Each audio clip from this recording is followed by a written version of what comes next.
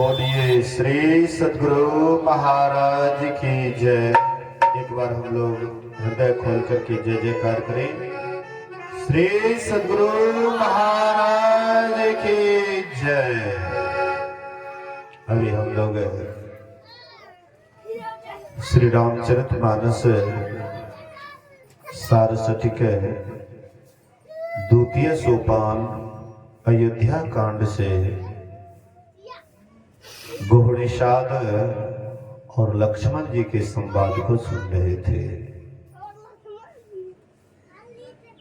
गोहणिषाद भगवान श्री राम को और मैया जगत जानकी को शीशम के पत्ते पर सोए देखकर गोहणिषाद को बड़ा विषाद हुआ और वे इसके लिए कैकेयी को दोष देने लगे कि कैकेयी मां अच्छा नहीं की। ये भरी जवानी में जहां राजयोग था, जहां इनको राज सुख लेना चाहिए और वहां पर पत्ते के बिछोने पर सोए हुए हैं, ये अच्छा नहीं की। लक्ष्मण जी शेष के अवतार हैं, शेषावतार हैं, इसलिए लक्ष्मण जी बड़ी शांत और मधुर भाषा में मीठी वाणी बोलते हैं।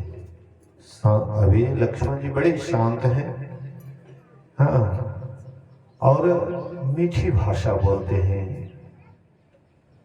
क्या कहते हैं? बोले लखन मधुर मृदु वाणी। लक्ष्मण जी मधुर भाषा में बोलते हैं, मीठी वाणी बोलते हैं। क्या बोलते हैं? काहो न को सुख दुख कर दाता। कोई किसी को सुख दुख नहीं देता है, सबको अपने ही कर्मों का फल भोगना पड़ता है। किसी को सुख मिलता है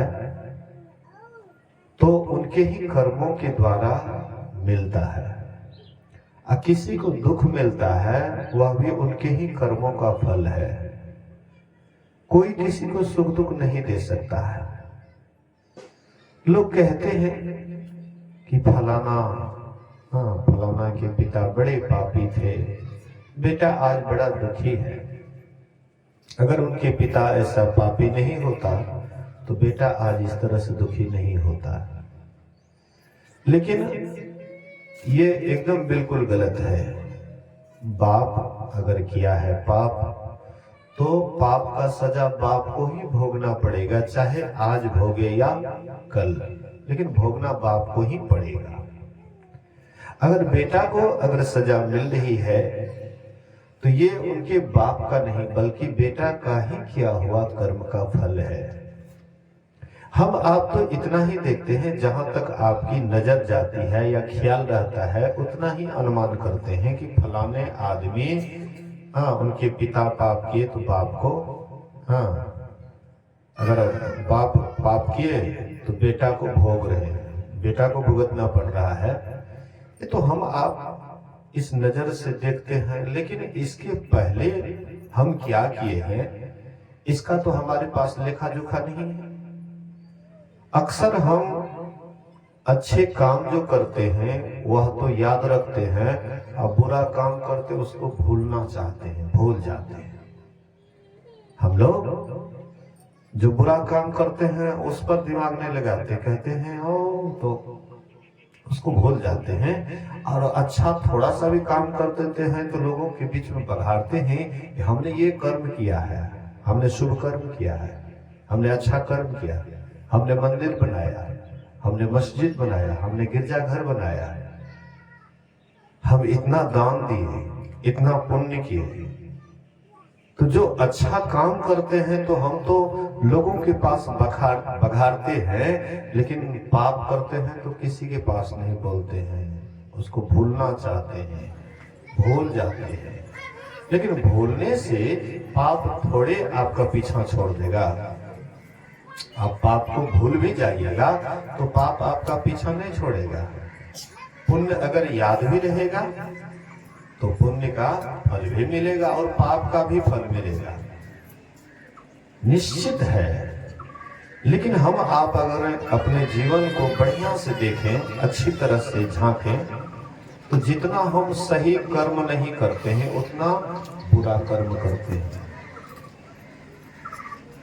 जिसका हम बखान करते हैं वह घटता है, और जिसको बखान नहीं करते हैं, जिसका बखान नहीं करते हैं वो बढ़ता है। बोलिए श्री सद्गुरु। जैसे एक उदाहरण लीजिए, अगर हम कोई पुण्य करते हैं तो दूसरे के पास हम बोलते हैं कि भाई हमने इतना दान किया, इतना पुण्य किया, हाँ ऐसा शुभ कर्म किया।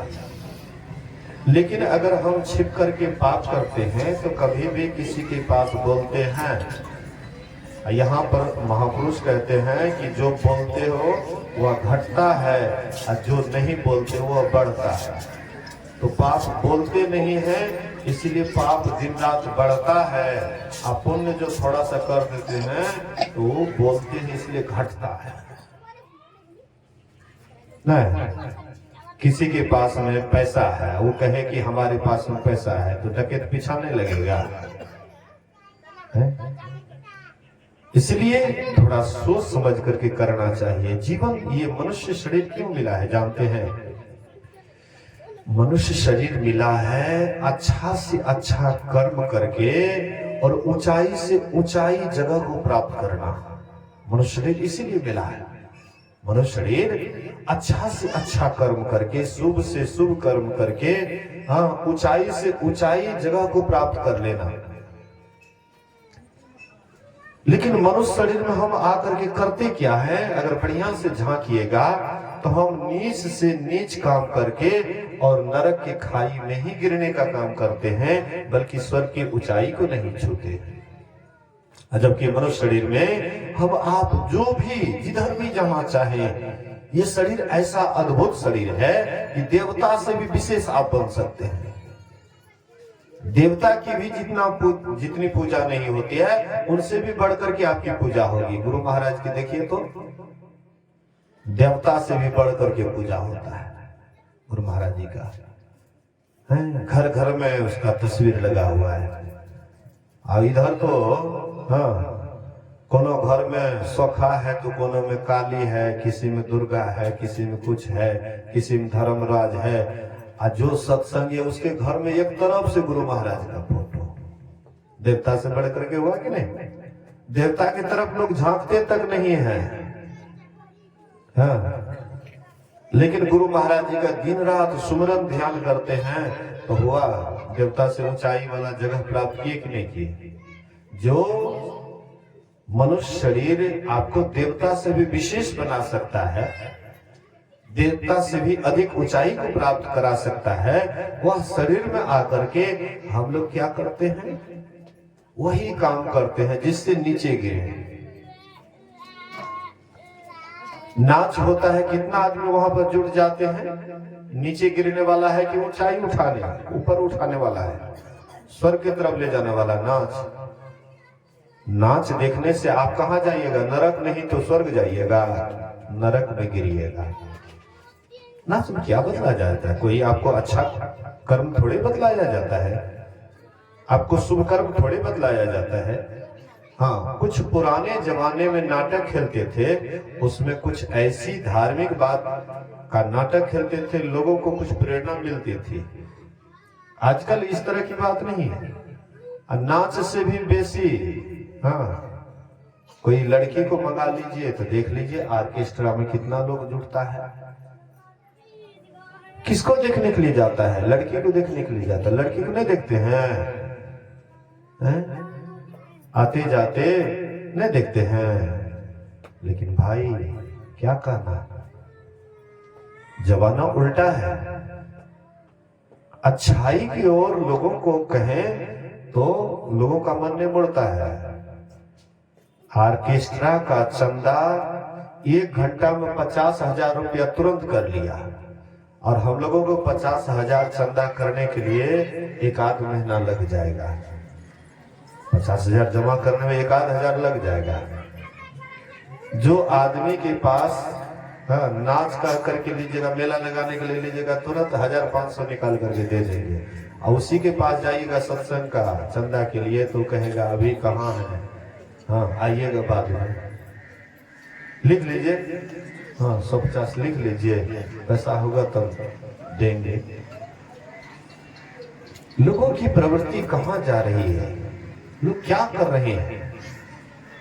आए थे मनुष्य शरीर में आकर के, आए थे हरि भजन करम को औटन लगे कपास। आए थे हरि भक्ति करने के लिए, परमात्मा भक्ति करने के लिए, कि परमात्मा की भक्ति करके परमात्मा के पास चला जाऊंगा, आवागमन से छूट जाऊंगा। लेकिन जैसे यहाँ आए परमात्मा की भक्ति छोड़ दिए, कपास उठने लगे। कपास उठना जानते हैं?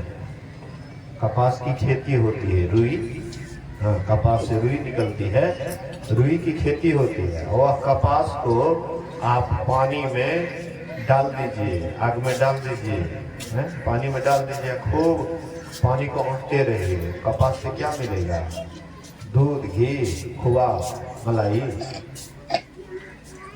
अगर हमारे पास में कपास नहीं है तो सिमर का गाछ है ना, उसमें होता है ना रुइया, तो वो रुइया को देख करके पानी में खूब उठते रही, क्या मिलेगा? कुछ भी नहीं मिलेगा। ये संसार क्या है? बेटा बेटी क्या है? वही कपास उठना। पति पत्नी, बाल बच्चा, घर परिवार, जमीन जायदाद, मकान दुकान, इतना ही घेरे में घूमना कोल्हू के बैल के समान है। कोल्हू का बैल जानते हैं, देखते हैं? कोल्हू का बैल 50 कोस घरे में घूमते रहता है, लेकिन कभी उसका सफर तय नहीं होता है। हम आप ऐसे ही कोल्हू बैल के समान दिन रात घूमते रहते हैं। परमात्मा की भक्ति सुन करके हाँ मन जो है आपको अच्छा नहीं लगता है। जैसे कोई नाच ड्रामा या और कोई बात सुनते हैं तो देख लीजिए कितना जाम हो जाता है। मेला, कितना मेला में ठेलम ठेला, सब हड़ही सुढ़ी चूल्हा खपड़ी सब चला जाता है मेला देखने के लिए। क्योंकि मेला में कोई ज्ञान ध्यान की बात तो सुनाया जाता नहीं है। बढ़िया बढ़िया खाने के लिए मिलता है, खिलौना मिलता है, झूला झूलने के लिए मिलता है, हम उसी में मगन हो जाते हैं। लेकिन सत्संग के नाम पर हमारा पैर नहीं बढ़ता है।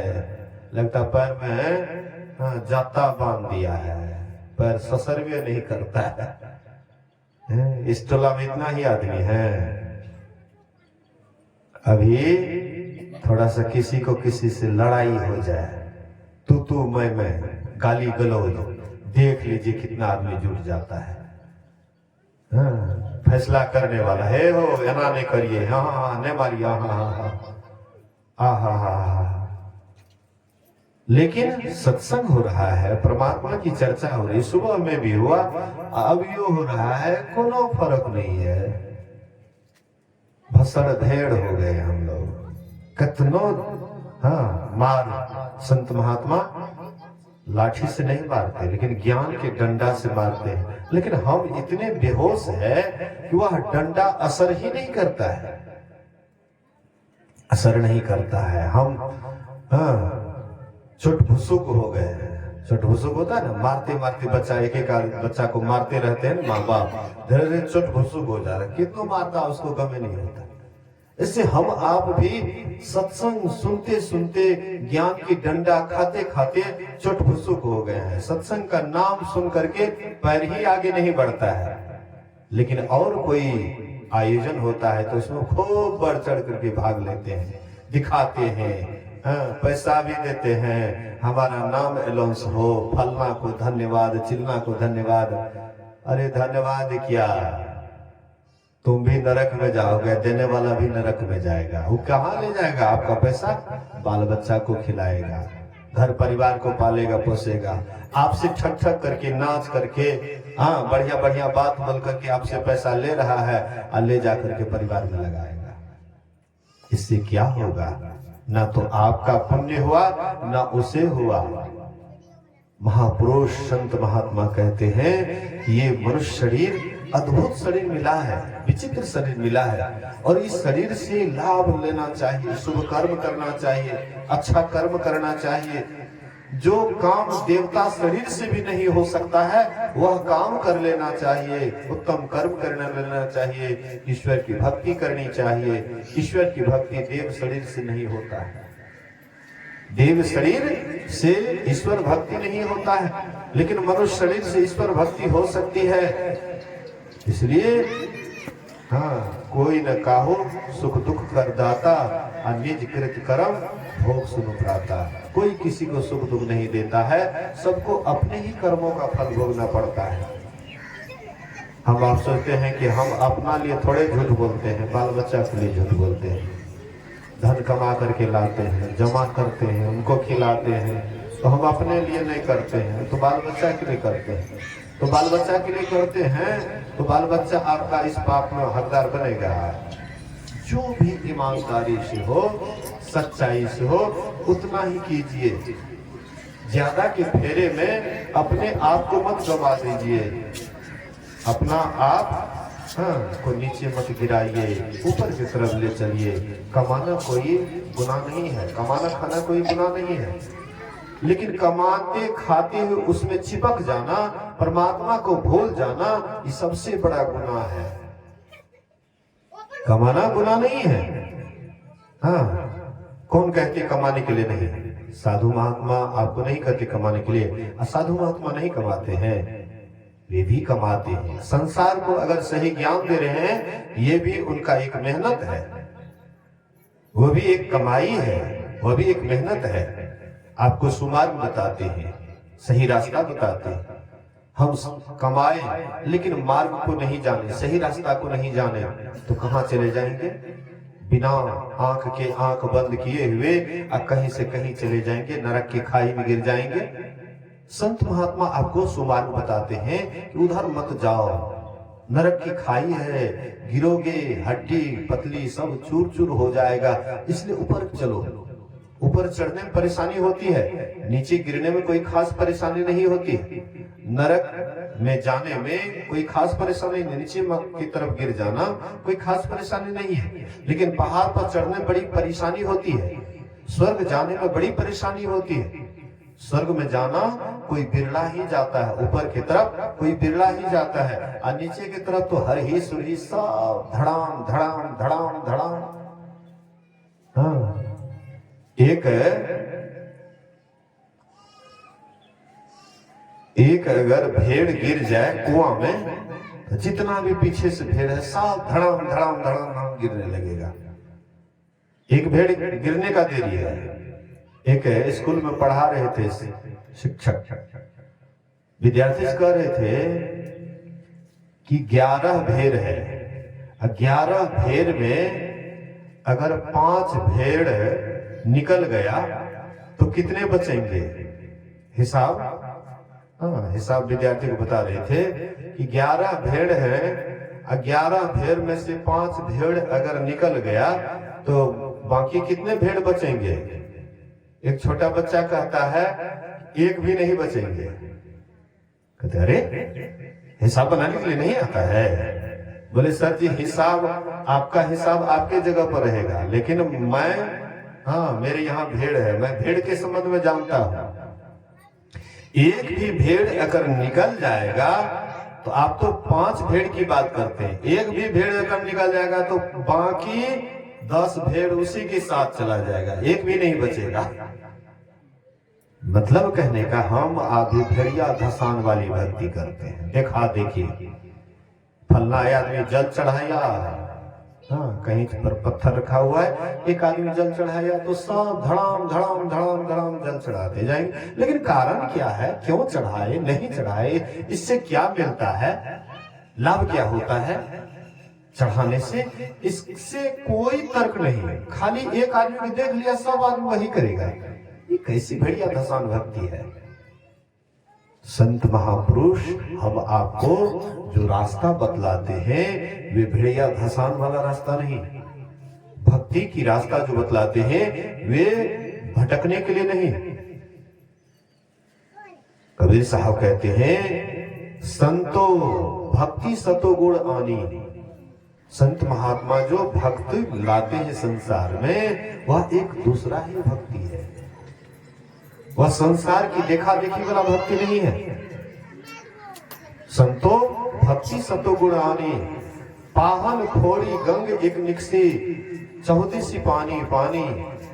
कबीर साहब कहते हैं कि मतलब अंधकार का पहाड़ जब तुम ध्यान करोगे, अंधकार का पहाड़ फूट जाएगा, चारों तरफ परमात्मा ही परमात्मा। लेकिन ये बाहर में है, अंधकार का पहाड़ कहाँ है? आपके भीतर में है। आप आंख बंद करिए, चाहे धनी है या गरीब है, चाहे स्त्री है या पुरुष है, आंख बंद करने के बाद प्रत्येक के अंदर अंधकार दिखाई पड़ता है। हम कहाँ हैं? अंधकार में हैं। कैसे पता लगेगा हम अंधकार में हैं? तो आंख बंद कीजिए। अगर आप संसार को देखते हैं तो आंख खोल करके देखते हैं, और अपने को देखने के लिए, उल्टा देखने के लिए, हाँ सीधा देखते हैं उधर दूसरे की तरफ, तो आंख खोल करके देखते हैं। और वही जब उल्टा देखिएगा, अपने तरफ देखिएगा, तो आंख खोल करके थोड़े दिखाई पड़ेगा अपने आपको। आंख बंद कीजिए और आंख बंद करके प्रश्न कीजिए कि मैं कहाँ हूँ। उत्तर आएगा अंधकार में। और प्रत्येक जीव यही अंधकार में पड़ा हुआ है। प्रत्येक व्यक्ति यही अंधकार में पड़ा हुआ है। जन्म लेता है अंधकार में, पलता है अंधकार में, बड़ा होता है अंधकार में, जवान होता है अंधकार में, बूढ़ा होता है अंधकार में, अंत में मर जाता है अंधकारे में, अनहरिये में मर जाता है, अंधकारे में मर जाता है। परिणाम क्या होता है? नरक की खाई में गिर जाता है। स्वर्ग की ओर जाने के लिए तो प्रकाश चाहिए, अंधकार से प्रकाश चाहिए। परमात्मा की ओर चलने के लिए तो प्रकाश चाहिए। अंधकार में कैसे आप जा सकिएगा? अंधकार में नहीं जा सकते। स्वर्ग की ऊंचाई पर चढ़ना चाहते हैं, इसके लिए रोशनी चाहिए। आपके भीतर में परमात्मा ने रोशनी की व्यवस्था की है। अगर व्यवस्था परमात्मा में आपके भीतर नहीं करते तो ये जो आंख में रोशनी है ये कहां से आती? डिम में थोड़े है देखने की शक्ति। ये चमड़े के आंख में शक्ति कहां है? आपके शरीर के अंदर गर्मी है, गर्मी के कारण ही, हाँ प्रकाश के कारण ही आप बाहर में देख पाते हैं। वही प्रकाश, वही गर्मी हम आपका जीवन है। जब शरीर से गर्मी निकल जाती है तो आपका राम नाम सत हो जाता है। अगर किसी कोई बिजली को गिरते हुए देख ले तो उनकी दृष्टि बिजली की तरफ खींची चली जाती है, निकल जाती है, उसका शरीर मर जाता है, वो मर जाते हैं। अगर किसी की दृष्टि अजगर से मिल गई तो अजगर अपने दृष्टि, उनकी दृष्टि में इतनी शक्ति है कि अपने तरफ खींच लेते हैं। आप उनके मुंह में सीधे चले जाते हैं, अजगर के मुंह में। इसलिए महापुरुष कहते हैं कि अंदर चलिए, भीतर चलिए, शुभ कर्म कीजिए, अच्छे कर्म कीजिए। संसार में इस कर्म से बढ़कर के कोई अच्छा कर्म नहीं। परमात्मा की भक्ति से बढ़कर के संसार में ऐसा कोई कर्म नहीं है। लोग कहते हैं कर्म प्रधान है, कर्म ही पूजा है। बहुत आदमी देखिएगा ना, दीवार पर लिखा हुआ रहता है कर्म ही पूजा है। तो कौन सा कर्म पूजा है? कौन सा कर्म पूजा है? संसार में बहुत ऐसे कर्म हैं, लेकिन बहुत कर्मों में कोई ऐसा कर्म चुनिए जो पूजने योग्य है, जिसकी पूजा की जा सकती है। तो परमात्मा भक्ति से बढ़ करके संसार में और ऐसा कोई कर्म नहीं है। इसलिए परमात्मा की भक्ति कीजिए, सुमरन ध्यान कीजिए। हाँ, सब कोई कर सकते हैं। आप ऐसा नहीं सोचिएगा ये काम तो महात्मे करेंगे, ये काम महात्मा का है, महात्मे कर सकता है, हम लोगों से नहीं होगा। ऐसा कभी नहीं सोचिए हमसे नहीं होगा। अगर आप किसी भी काम में पहले ही सोच लेते हैं कि यह काम हमसे नहीं होगा, तो अगर होने वाला भी काम है तो आपसे नहीं हो पाता है। लेकिन नहीं भी काम होने वाला है, अगर आप हिम्मत लगा देते हैं तो नहीं वाला काम भी आपसे हो जाता है। इसलिए हिम्मत से काम लेना चाहिए। ऐसा नहीं सोचना चाहिए कि हमसे नहीं होगा। अच्छा, हम लोग काम करते हैं तो मन क्या करता है? बोलिए श्री सद्गुरु। चौका करते हैं, चूल्हा करते हैं, रोटी बनाते हैं या चावल बनाते हैं, कोई भी काम करते हैं तो शरीर में काम करता है हम लोगों का, लेकिन मन क्या करता है? मन से आप क्या करते हैं? यही तो संत महात्मा के पास सिखा जाता है कि मन से आप क्या करते हैं, मन से आप क्या सोचते हैं। काम कर रहे हैं या तो किसी का निंदा सोचिएगा, किसी का शिकायत, या मन मन गालियों दीजिएगा। हाँ, मन मन गालियों दीजिएगा, हमको मन मन गालियों निकलता है, मन तो उसमें बहुत पारंगत है। तो मन आपका काम करते हुए भी कुछ ना कुछ सोचता है। संत महात्मा कहते हैं कि यही जो मन कुछ से कुछ सोचता है, तो कुछ से कुछ इसको काम मत दो, परमात्मा का सुमिरन ही इनसे कराओ, परमात्मा का जप ही यह मन से कराओ। तुम्हारा मन है, तुम्हारी मर्जी है, जो काम करना चाहो कर सकते हो। तुम्हारा मन है, तुम जैसा करना चाहो वैसा कर सकते हो। मन को अच्छाई की तरफ भी तुम ले जा सकते हो और मन को बुराई की तरफ भी तुम ले जा सकते हो। ये तुम्हारा मन है, तुम्हारा मैटर है। इसीलिए मन को समझाइए, बुझाइए, जो भी काम कीजिए सबसे पहले सोच लीजिए कि यह जो मैं काम कर रहा हूं इसका परिणाम क्या होगा। हड़बड़ा करके कोई काम करने लगेगा तो परिणाम बाद में जब आएगा तो आंख से आंसू बहाइएगा। आंख से आंसू बहाइएगा तो उस समय में आंख से आंसू बहाने से क्या फायदा होगा? अनुचित उचित कर्म कछु हो, समुझी करिए भल कह सबको। अनुचित हो या उचित, अच्छा हो या बुरा, कोई भी कर्म हो तो सोच समझ करके करो। सहसा करी पाछे पछताहि, कहीं बेदे बुदे ते बुध नाही। कहते हैं अगर हड़बड़ा करके कोई कर्म करोगे तो बाद में तुमको ही आंख से आंसू बहाना पड़ेगा, रोना पड़ेगा, पछताना पड़ेगा। लेकिन उस समय में अब पछताए क्या होत है, जब चिड़िया ने चुग खेत लिया। जब चिड़िया खेत के दाना को चुन लेंगे और उसके बाद पछताइएगा, आंख से आंसू बहाइएगा, क्या फायदा होगा? जब तक खेत में बीज है तो उसकी रक्षा कीजिए, उसका देखभाल कीजिए। देखभाल नहीं किए, सब चिड़िया चुनमुन चुन लिए और उसके बाद आप खेत पर गए और रोने लग गए। कौन आपका ये रोने का कीमत दे सकता है? अब तो जो हुआ हो गया। इसी तरह से आप पहले ही जब तक आयु रूपी बीज आपके पास है, श्वास रूपी पूंजी आपके पास में है, तब तक आप परमात्मा का सुमिरन कर सकते हैं, परमात्मा का नाम जप कर सकते हैं। और जैसे ही आपके हाथ से श्वास रूपी पूंजी निकल गया तब तो फिर कोई भी लौटाने वाला नहीं है। कोई लौटा सकता है? विश्व विजेता सिकंदर, विश्व विजेता सिकंदर जब सभी देशों को जीतते हुए ये भारत आए, तो भारत में आने के बाद उनके गुरु अरस्तु ने कहा था कि तुम भारत पर जा रहे हो विजय पाने के लिए, लेकिन भारत को जितना बड़ा मुश्किल है। भारत ऋषि प्रधान देश है, भारत कृषि प्रधान देश है।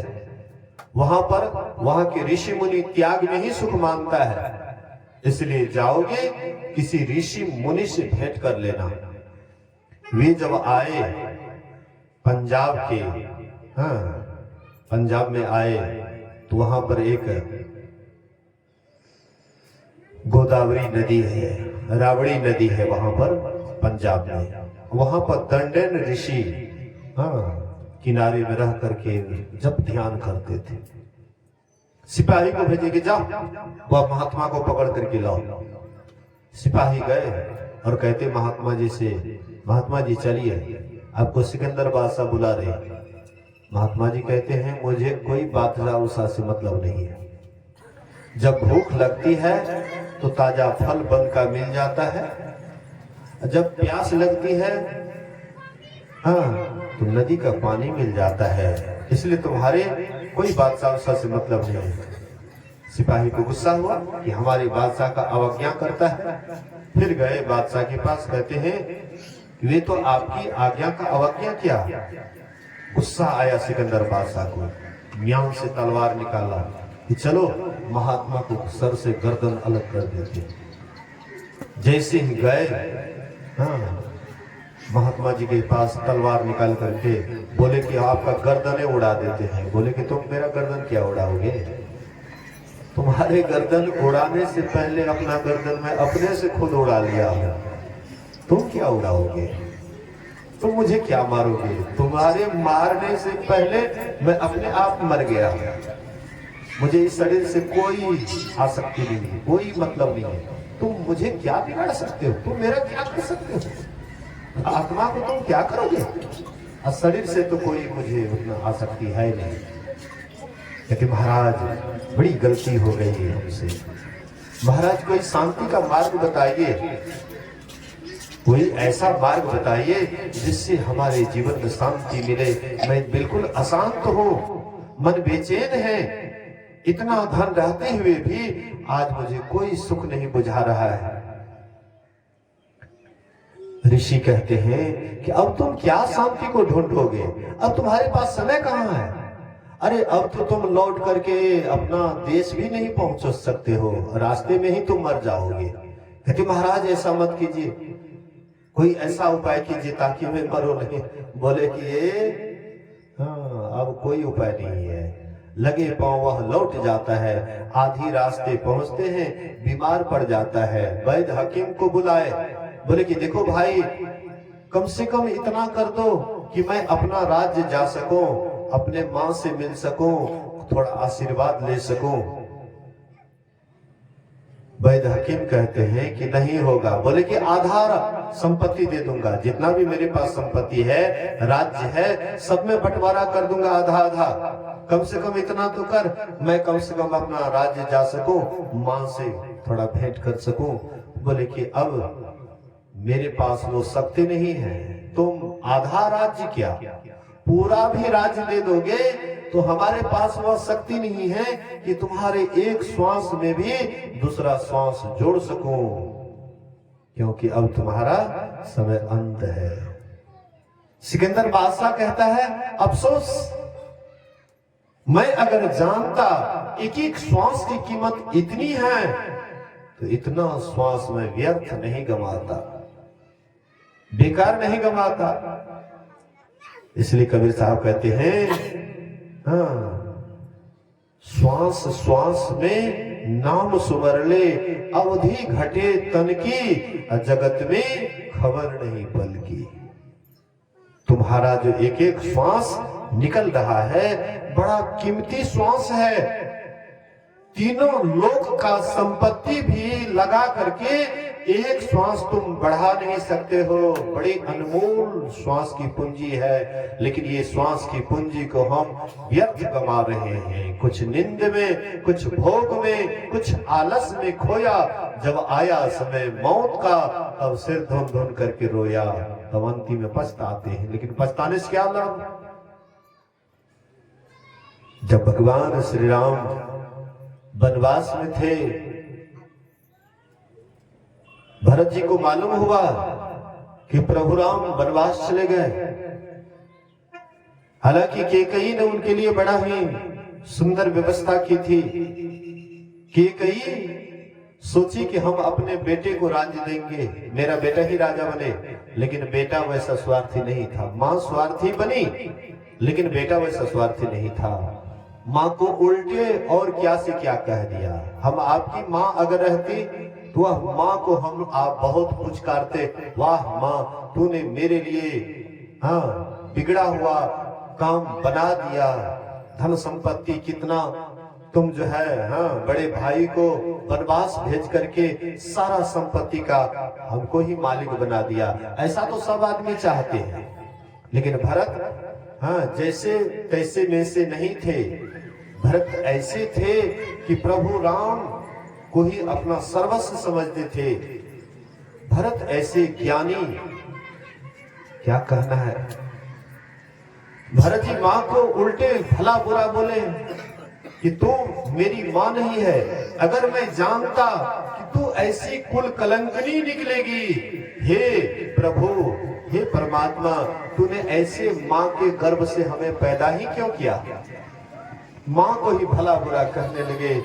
अंत में माँ कौशल्या के पास गए और कहते, माँ भैया को जंगल भेजने मेरा कोई मत नहीं है, कोई विचार नहीं है। माँ मैं तुम्हारे चरण में आया हूँ। माँ मैं भैया को वन से लाऊंगा, भैया को वन से लाऊंगा, या मैं ही वनवास में रह जाऊंगा और भैया अयोध्या में आएंगे। भैया का ही ये तो राजपाट है, ये सारा राजपाट किसका है, ये तो भैया का ही है, इसलिए राम ही इसका अधिकारी है। माँ मुझे तुम सहयोग दो, तुम मेरे साथ चलो। तुम कहोगी भैया राम को, तो तुम्हारी बात को भैया राम नहीं काटेंगे, इसलिए माँ मेरे साथ चलो। बोले तू नहीं जानता है राम को, राम कितना हठीला है तू नहीं जानता है। अरे मैं कही हाँ कितना रोकी, लेकिन वह माना नहीं, चला ही गया। इसलिए बेटा तुम कहते हो तो जाऊंगी तुम्हारे साथ, लेकिन इतना सस्ता मत समझो कि राम चले आएंगे। बहुत बोले। हाँ उसके बाद गुरु वशिष्ठ से भी कहते हैं, गुरु वशिष्ठ कहते हैं कि देखो तुम्हारे पिता का आदेश था राम वनवास जाए और भरत को राजटिका, इसलिए जो पिता का आदेश वही करना चाहिए। बोले गुरुदेव आप भी हाँ आप भी थोड़ा सा सोचिए समझिए। पिता अपनी स्वेच्छा से वनवास नहीं दिए, माँ के बहकावे में आकर के दिए। इसलिए गुरुदेव मैं आपसे प्रार्थना करता हूँ कि मेरी विनती को सुनिए और मेरे साथ भैया को चलिए वनवास से लाने के लिए। उनके प्रेम को देख करके गुरु वशिष्ठ भी नाम ना कह सके। अंत में कहते अच्छा ठीक है, जब तुम्हारी ऐसी ही प्रबल इच्छा है तो ठीक है चलो। सबके सब वहां से दल बल होकर के पूरा अयोध्या वासी चल देते हैं कि चलो कम से कम राम जी का दर्शन भी तो होगा इसी लात से। कोई बच्चा भी पहरा करने के लिए घर पर नहीं रहना चाहता था, सब एक तरफ से चल दिए राम जी को लौटाने के लिए। भरत चला रे भाई राम को लौटाने। हाँ भरत जी जा रहे हैं लौटाने के लिए। उधर थोड़ा नजदीक जब पहुंचे तो देखते ही आकाश में धूल उड़ रहा है। आकाश के धूल को देख करके राम जी कहते हैं कि लक्ष्मण वृक्ष पर चढ़ करके देखो तो ये धूल कहां से आ रहा है इतना।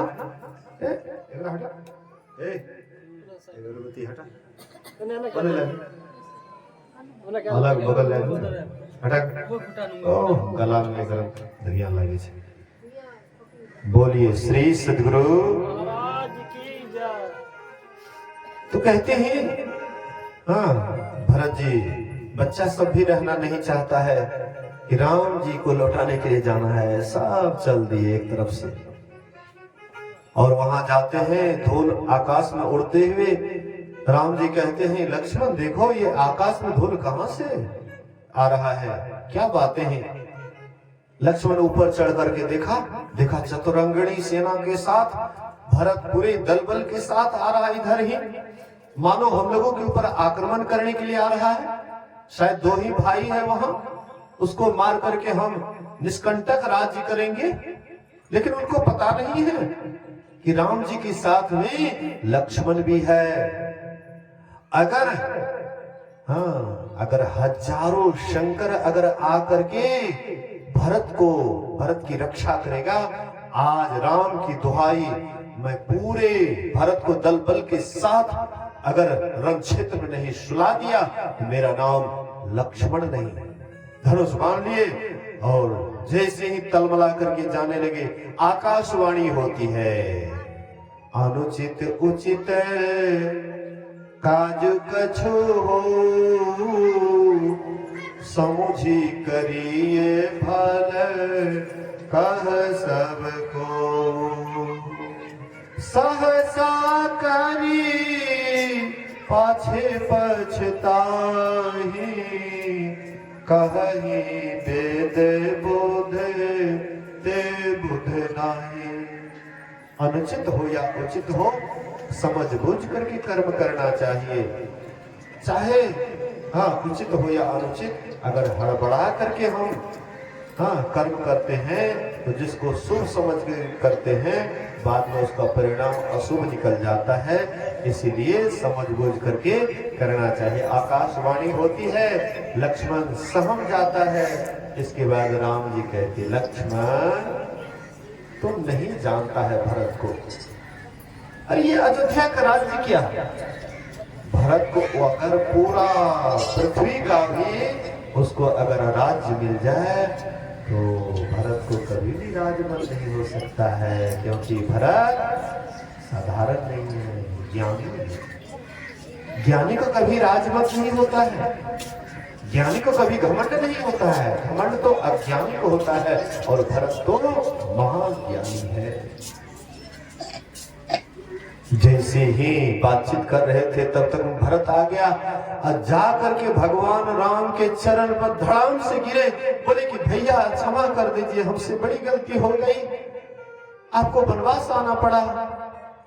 मैं कितना अभागा, मैं वहां राज्य कर रहा था, आप वनवास में थे।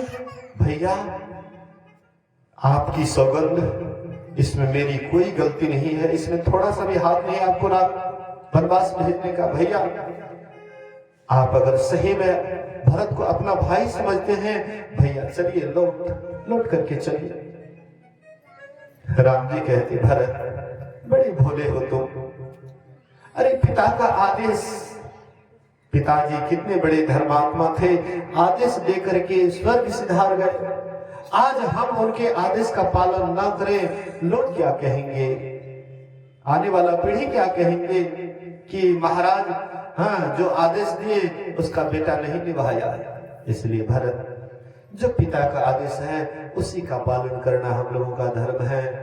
कहते हैं भैया ये महाराज का आदेश नहीं, ये तो मेरी माँ कुटिला माँ के कारण ऐसा महाराज ने आदेश दिया। बोले कि बेटा भरत, तू माँ को कब से कुटिला कहने लगा? अरे माँ माँ है, माँ का हृदय तू नहीं जानता है, इसलिए ऐसा मत कहो, माँ को भला बुरा मत कहो।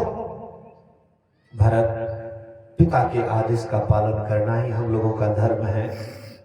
भरत कहते, नहीं भैया, अगर वही है तो आप और लक्ष्मण चले जाइए अयोध्या, मैं और शत्रुघ्न वन में रहूंगा। महाराज जनक का भी संदेश आ जाता है और वे भी आ गए, कुशल क्षेम होता है। उसके बाद सब आदमी एक जगह बैठते हैं, आपस में विचार करने लग जाते हैं क्या होना चाहिए। भरत जी को जब देखते थे तो भरत जैसा मन हो जाता था कि राम जी को जरूर जाना चाहिए अयोध्या, और जब राम जी की तरफ देखते थे तो सोचते थे कि नहीं, जो महाराज आदेश की वही करना चाहिए। कोई भी निर्णय लेने में असमर्थ थे, कुछ निर्णय लेने में असमर्थ थे। अंत में होते होते राम जी कहते, हे भरत, यद्यपि मैं कुछ कठोर बात बोल रहा हूं, लेकिन हम सभी भाइयों का धर्म होता है कि पिताजी के आज्ञा का पालन करना। मैं तुम्हें एक भार देता हूं, मैं एक तुम्हें आदेश देता हूं, हे भरत तुम जाओ और 14 वर्ष मेरा ही राज्य समझ करके, मेरा ही राज्य समझ करके 14 वर्ष तक तुम उसका देखरेख करना। हे भरत, मैं 14 वर्ष के अंदर में ही एक दिन भी बेइज्जती नहीं करूंगा और 14 वर्ष के अंदर ही मैं आ जाऊंगा। भरत कहते हैं भैया आप आदेश दे दिए, अब मैं मजबूर हो गया हूँ, अब मैं कुछ नहीं कह सकता। लेकिन भैया याद रखिएगा, 14 वर्ष से एक दिन भी बेसी हो गया तो आप भरत का जलती हुई चिता को देखिएगा। राम कहते नहीं भैया, ऐसा कभी नहीं हो सकता है। मैं तुम्हें वचन देता हूं कि 14 वर्ष के अंदर अंदर मैं तुम्हारे पास आ जाऊंगा भैया, एक दिन भी विलंब नहीं करूंगा। राम जी यहाँ वनवास में हैं, कंदमूल फल खा रहे हैं, नीचे धरती पर सोते हैं। और वहां जब भरत जी गए तो राम जी के खड़ाओं पर रख दिए, सिंहासन पर अपना नंदीग्राम में कुटिया बना लिए। शत्रुघ्न को कह दिए कि पूरा अयोध्या का देख रेख, हाँ, रक्षा सुरक्षा तुम्हारे हाथ में है। भैया वनवास में है तो मैं क्यों घरवास करूं, मैं भी वनवास के ही समान जीवन बिताऊंगा। भैया धरती पर सोते हैं तो मैं एक बिता नीचे गड्ढा करके सोऊंगा। भैया के बराबर कैसे सो सकता हूं, वे हमारे स्वामी हैं और मैं उसका सेवक हूं। स्वामी धरती पर सोएगा और सेवक धरती के नीचे, धरती से भी एक नीचे गड्ढा खुदवा लिए। और जैसे राम जी कठोर तपस्या करते थे, भरत भी उससे भी ज्यादा कठोर तपस्या करते थे। राम जी तो कुछ भरत के साथ बोल करके भी अपना समय बिता लेते थे, लेकिन भरत अकेले नंदीग्राम में रह करके, एकदम अकेले मौन रह करके और फल फूल खा करके, इतना कठिन व्रत धारण करने वाला अगर कोई था तो वह भरत था। भरत के ऐसे भाई संसार में दुर्लभ है। मेरे कहने का ये आशय है कि कर्म किसी को नहीं छोड़ता है, कर्म सबको फल दे करके ही रहता है। अगर कर्म आपको या हमको फल दे करके ही रहेगा तो हम क्यों बुरे कर्म को चयन करें, बुरा कर्म हम क्यों, बुरा कर्म के तरफ अपना पैर क्यों बढ़ावें। इसलिए संत महात्मा कहते हैं अगर करना ही है तो शुभ कर्म कर लो, अच्छा कर्म कर लो। आइए कबीर साहब का एक शब्दवाणी सुनते हैं। बोलिए श्री सद्गुरु